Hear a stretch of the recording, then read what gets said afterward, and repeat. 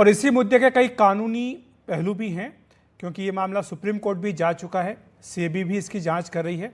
और इसी पर चर्चा करने के लिए हमारे साथ पूर्व अटॉर्नी जनरल और वरिष्ठ वकील मुकुल रोहतगी भी जुड़ रहे हैं। मुकुल जी, आपका बहुत बहुत स्वागत है एनडीटीवी इंडिया पर। हिंडनबर्ग 1.0 के बाद अब हिंडनबर्ग 2.0 आई है। आपके हिसाब से इस रिपोर्ट का क्या मकसद है? क्या आपको लगता नहीं कि जो छोटे निवेशक हैं, जिनको पहली बार जब रिपोर्ट आई थी तब भी चोट पहुंची थी, और एक बार फिर से इसी तरह से स्टॉक मार्केट गिरने से चोट पहुंच सकती है? देखिए, ऐसी रिपोर्ट पहले भी आई थी। उस रिपोर्ट की तहकीकात हुई, मामला सुप्रीम कोर्ट तक गया। सुप्रीम कोर्ट ने भी सब एंगल देखे, तो उसमें कोई उसका तत्व नहीं था।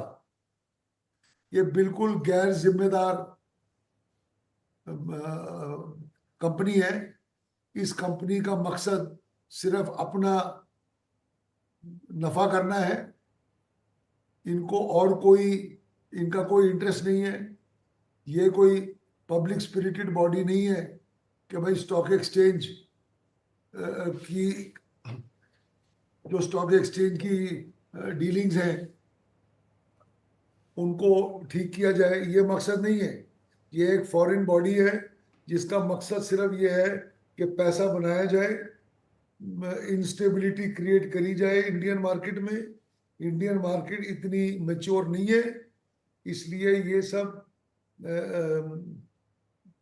मार्केट को हिला के अपना नफाखोरी का केस है। ये पहले ये देख चुके हैं हम, इसलिए मेरे हिसाब से इस पे बिल्कुल तवज्जो नहीं देनी चाहिए।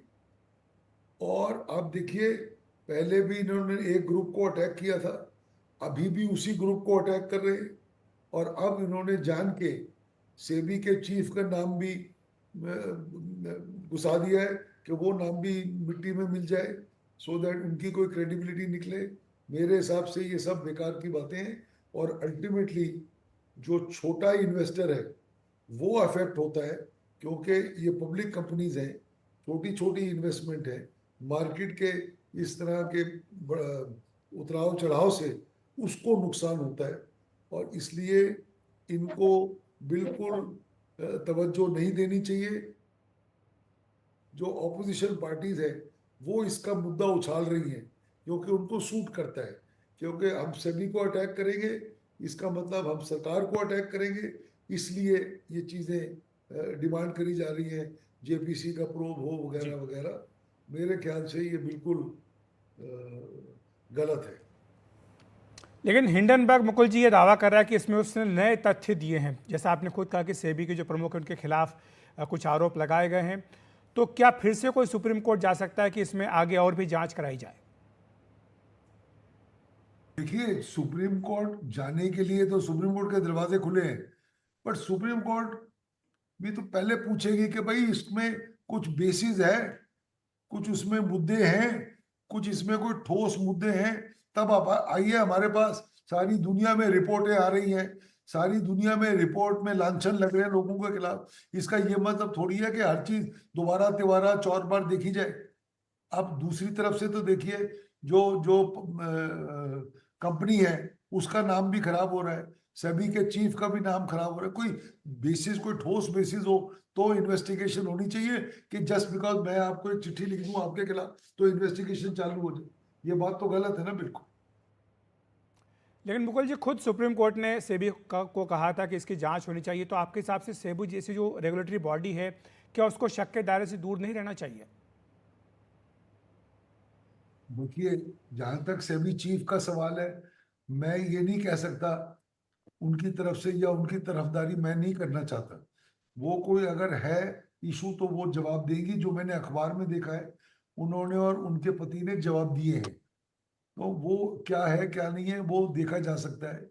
लेकिन ट्रैक रिकॉर्ड देखते हुए ये बात साफ है कि हिंडनबर्ग बिल्कुल गैर जिम्मेदार बॉडी है।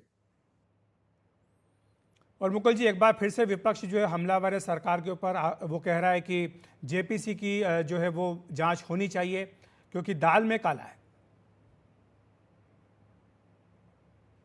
देखिए, मुझे तो कुछ नजर नहीं आ रहा कि दाल में काला है। और जेपीसी देखिए बहुत पावरफुल और बहुत ऊंची संसद की बॉडी है। तो जेपीसी करने के लिए बहुत ठोस मटेरियल होना चाहिए। हर नॉर्मल बात पे जेपीसी नहीं करी जाती।